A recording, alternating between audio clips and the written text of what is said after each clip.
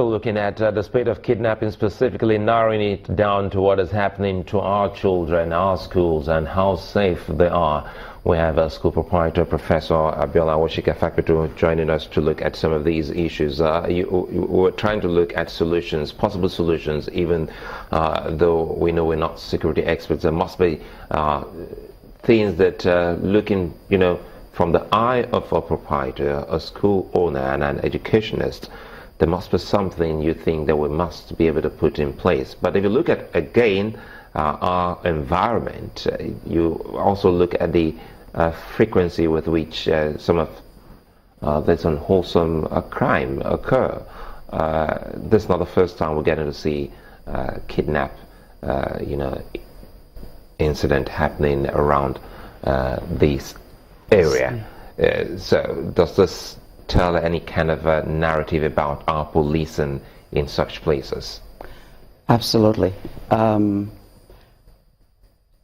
kind of am aware of the areas where this spate of kidnappings is happening, and it's been one after the other, after the other, after the other. Bright and early, some business lady was, her car was stopped, she was snatched, she ended up moving out of that neighborhood. Then they had this thing with an estate, a group of men were taken. Thank God, they got them back, but the kidnappers made away with the money even though they were caught.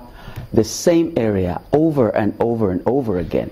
And the problem with that particular area is there were lots of shanties, which are a result of oil bunkering and people just laying about, doing drugs, and and people see them, every day, and nobody does anything about it. One would have thought after the last event, they would come and clean out the shanty. But evidently, nobody did. The police came for a few days, and then they stopped coming. The community, I understand, asked for a police post because this has gone on too many times, too long. But it's been about a year or two now, and it's still a promise.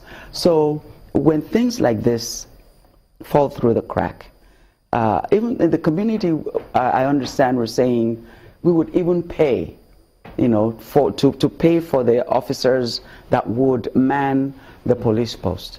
But nothing has been done. So what can the community do? Well, they can pick up the bill on this, and they have done so.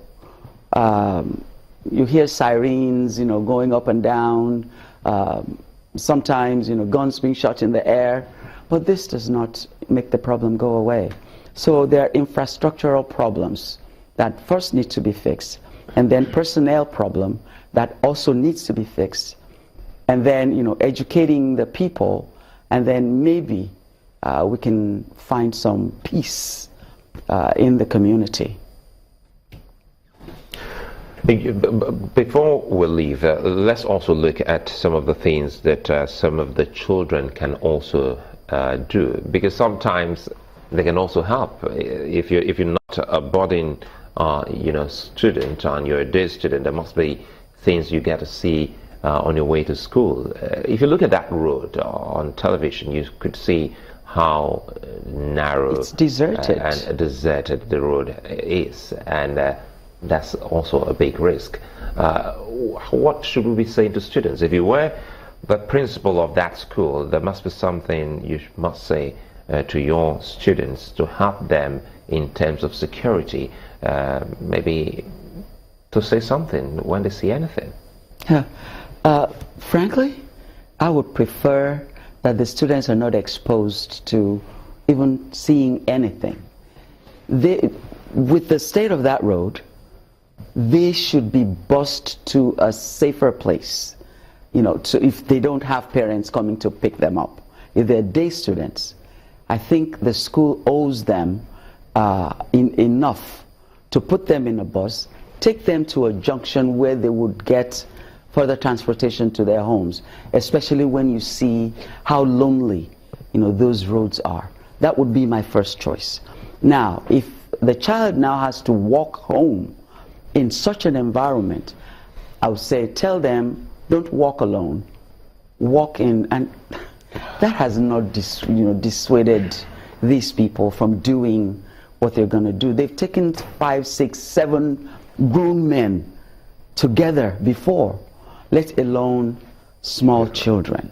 So, but the bottom line is, don't expose those children to such risks. If you can't protect them properly, then don't take them in.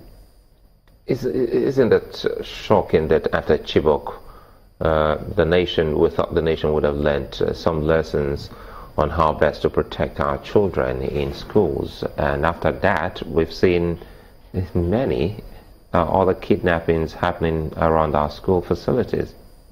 Absolutely. And we take things for granted. We get information, somebody tells you, oh, I have authority from so and so to come and pick up such and such, and we just give in like that. I believe that was, the story, with Chibok. There was a letter sent from someone, and nobody on campus could say, wait a minute, where are you going? Why can't we, come with you or something? Stop them from taking the truck out. Confirm from somebody in authority to make sure that that is really the case. And the same thing is happening even on a small scale. When someone comes in and says, I've been asked to pick, it goes down to what we were saying earlier. If you didn't bring a child to school, you shouldn't be able to take the child away from school. And put in security measures every step of the way.